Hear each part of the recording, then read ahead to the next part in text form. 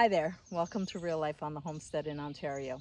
I'm Marie, and as you can see, it's a beautiful day, the beginning of summer.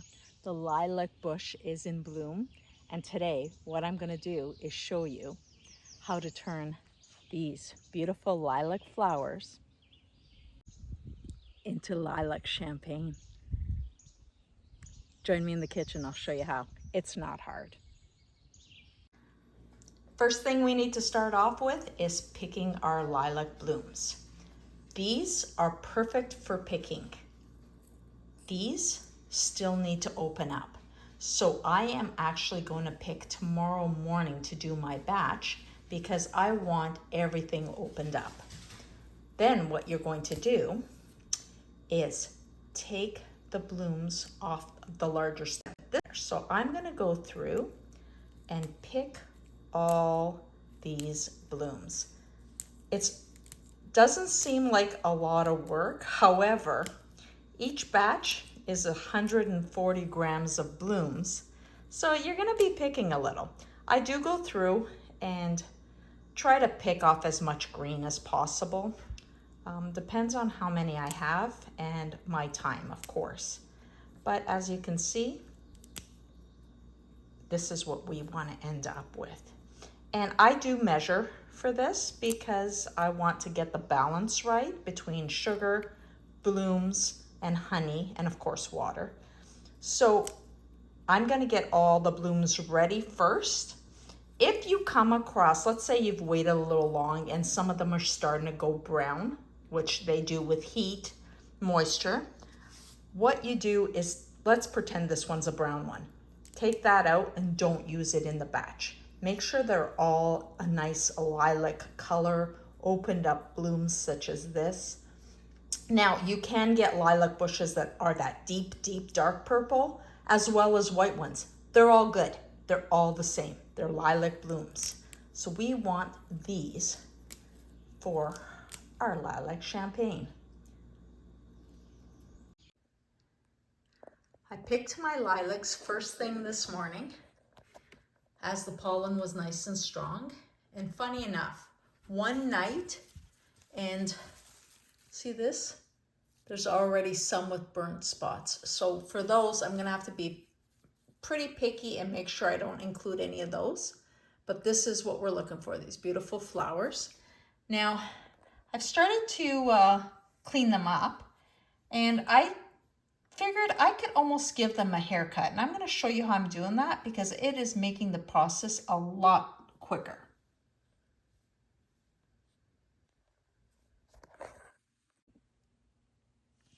So all these years, what I've been doing, and I'm just making sure I can see this clearly, all I've been doing is plucking the flowers as such off the stem. And one thing, my thumb gets really tired of doing this because each batch is 140 grams, and that's quite a few blossoms. Measured out, I'd say about 8 cups, but I do like to go by weight. And I'm just keeping the greens off and plucking away the blossoms. It does take a little while.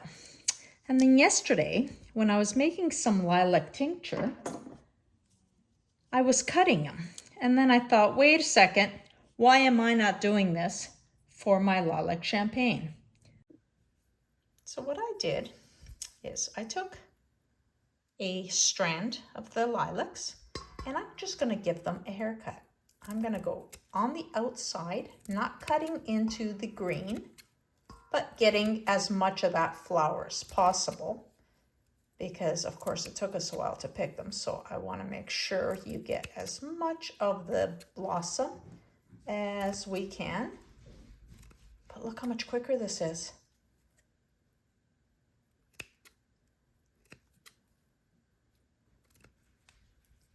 And yeah, there'll be a few that you leave behind, but it's so much quicker and it's so much easier on the thumb because I find that plucking away, my thumb gets really sore. Look at this, farmer's nails. Never clean, no matter how hard you try. Anyway, I'm gonna keep at this and then I'll come back and show you what ingredients we need to put together to start our fermentation. Look at this. It's like a little haircut, honestly. Just going from the outside. So much quicker. Why didn't I think of this years ago? My life would have been so much easier. Anyway, live and learn. And this is why I like to share with you, so that you don't have to go through the same turmoils that I've had to. It's pretty awesome. Just for those who really want to know what it is in measurements instead of weight. Let's say you don't have a scale, or you just want to have a guesstimate of how much you need to get ready. What I've done is I've taken a container here, and I'm zeroed out my scale, of course, and I am putting in my lilacs. I'm packing them in, not too tight, but tight enough. And I am at 140 grams. And now you saw how much I packed it. I didn't pack it super great, but this is a 6-cup measure. So if you've got 6 cups of lightly packed lilacs, it's probably around 140 grams. This is one batch. And if you've been watching our channel for a while, you know I never do things in one batches. I've still got lots to go. And if you're gonna make champagne, you're gonna make champagne for a party. As you know, I keep changing my mind. This is real life. What I'm going to do is, instead of showing you my multiplied batches, which I will be making, I'm going to do one batch on its own, so that if you're doing this for the first time and you just want to try one batch, you'll see me doing the correct quantities. I'm just gonna lower it towards the bowl. Now I am using our raw unpasteurized honey. It has hardened, not hardened, but it's turned creamy. It's last year's, so I'm gonna scoop that out. I am setting up my scale because I need 300 grams of honey. It's a little harder to scoop out of here. I do not heat my honey to scoop it out. I'll heat it afterward as we're adding the hot liquid. But I want you to see. Now you can use pasteurized honey from the grocery store. I like to use as much natural state products as possible, and we have our honey and it's delicious, and we want to use this. Use local honey. If you can get it at a farmer's market, it has so many wonderful, wonderful benefits. Stick to that. So we have 300 grams. Oh, I'm going to so lick my finger. I am going to zero out my scale and add 340 grams of sugar. As always, I use my organic cane sugar. So I'm just going to measure out 340 grams. Now let me tell you, if you go over or under on any of these things, don't stress. It's not the end of the world. So there we have it, our honey, our sugar, and now to this, we are going to add 1 liter of boiling water. I'm going to add in half that boiling water, and just because the honey is on the harder side, it's not liquid honey anymore. It was from last year's batch. I'm just going to mix this up nicely, get everything well incorporated, sugar dissolved, honey dissolved, make a beautiful, beautiful syrup. And I'm gonna add the rest of my boiling water.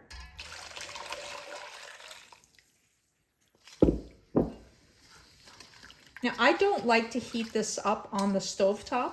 I tried very hard not to heat up honey more than it needs to be. I wanted to maintain as many of its beneficial properties as possible. And that's why I don't take it to the stove and bring it to a boil. I'd rather add the boiling water to the honey. Now I'm going to dissolve this nicely. And after everything is dissolved, I'm putting it aside and I will let it cool to room temperature. It's very important that we let this cool down to room temperature before we add our acid, which is either apple cider vinegar or lemon juice. If I have fresh lemons and I can squeeze them out, that's my preference. If I don't have lemon juice or fresh lemons, what I do is I use apple cider vinegar, and I do have a video that I will link for you on how to make your own apple cider vinegar. But either apple cider vinegar or lemon juice, you're going to need 60 grams. I really would prefer you not use the bottled lemon juice like Remon's or any other no-name brand. You want it to be as fresh as possible. So either squeeze it yourself or use the apple cider vinegar. Okay, so this is nicely dissolved. We're going to put this aside and let it cool.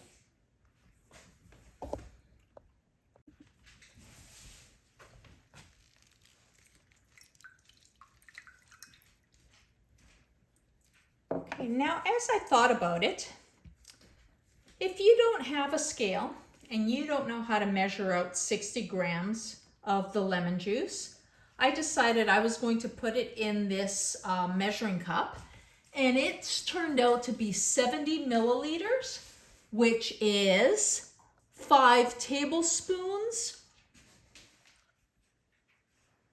or 2.5 ounces. So you have some options for measurements: 2.5 ounces, 5 tablespoons, 70 milliliters, or 60 grams. But again, use a fresh lemon if you have it.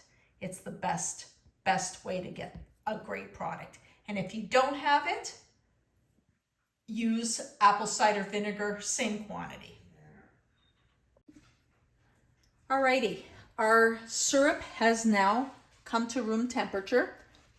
It's just lukewarm, so I'm adding 1 liter of cold water, and that's just to cool it off for sure.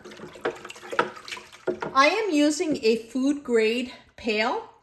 Normally I don't like to use plastic for any fermentations. However, this is only going to be for 3 days. After the 3 days and it starts to ferment, it might take more than 3 days. I'll tell you a story about that in a second. But after that, it will go into glass bottles. So I'm not worried about the 3 days. To this, I am now going to add my lemon juice. And I'm going to divide this in half because I ended up doing a double batch of lemon juice. So it was those 5 tablespoons. I'm straining it because I do have some of the lemon seeds in there. And then I'm going to add another 1.8 liters of cold water. So this was an additional 2.8 liters to the original liter that we dissolved our honey and sugar in. Mix this nicely. Wait a second, what's missing? Our lilacs, of course. So we are taking 140 grams of lilac blossoms.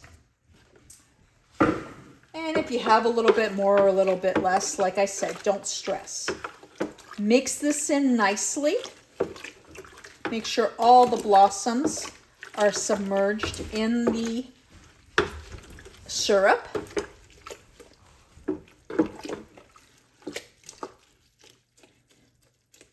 There we go. And now to this, I am going to cover it with some cheesecloth. I'm going to put a band around it to make sure no flies get in there, because you know flies love sugar and we want to keep them out. And I'm going to stir this 2 to 3 times a day, or every time I go by it and I remember. I keep my spoon nearby. I always rinse it after I stir because I don't want any bugs on it. And this will ferment. What's going to happen is little bubbles will start to form. Now, when I first learned how to make lilac champagne, I was told, holy geez, there's a friggin' bug in there. Not anymore. Anyway, when I was first making lilac champagne, and I had learned that if you don't see the natural yeasts start to ferment, you could add a little bit of champagne yeast or even brewer's yeast. Well, let me tell you, last year I thought, well, let's get a little bit more fizz in there. I did that. It was the first year ever I had bottles exploding. Don't do that. Let the natural fermentation occur. It's the best way. This is day 1 of fermentation. I've got my bucket covered with cheesecloth. As you can see, we've lost a lot of the color of the lilacs. There is still no fizzing happening. It will take 2 to 3 days, maybe even a couple days longer. But I am going to let this naturally ferment. I'm not going to do what I did last year by adding any yeast. And I am going to speed up the process just by showing you what I do next. The only reason I'm doing this instead of showing you every single step as it happens is because I don't want you to miss the lilac season. And once I'm done this and I upload the video, it always takes a couple of days to get my videos uploaded. That's part of being on a homestead and internet. But this is what the stage is at day 1. And then what I will do is I will be straining, and this is the bottles I use. I will be straining the lilac champagne and bottling it. I use these recycled beer bottles with the pop top. You can buy replacement rings, and I do every couple of years just to make sure that they work well. They lock down, and because they were used for beer, they can handle high pressure. You can buy bottles like this. I wouldn't recommend you buy them from the dollar store because the glass may not be strong enough to hold that high pressure. And what you're going to do is every 2 to 3 days, for the next 7 days, you're going to release the pressure and then close it back up. And you're going to do this for 7 days. So let's say you do it on day 2, 5, 7, and then you're going to move your champagne into a cold location. You can drink it right away. However, if you wait a month, 2 months, and enjoy this through the summer, it will be such a better product. Are we ready, friends? Let's try some of this beautiful, beautiful lilac champagne. Look at those bubbles. Oh my goodness. Just beautiful. Such a nice summery drink to try with friends. Better than anything you're going to pick up at the LCBO, because this is all natural from your yard. And look at that beautiful, beautiful bubble. Oh my goodness. I love sharing this with friends. And there you go. Isn't that gorgeous? You see those bubbles in there? This comes out to about, I'd say, 4 to 6% alcohol. So it's a very light drink in the summertime. I really hope you give this a try. Well, friends, here's to the beginning of summer. Go out, live your best life. Try all these beautiful things right out of your yard. Cheers. Oh, so good. Share with your friends. Not just the drink, but the videos.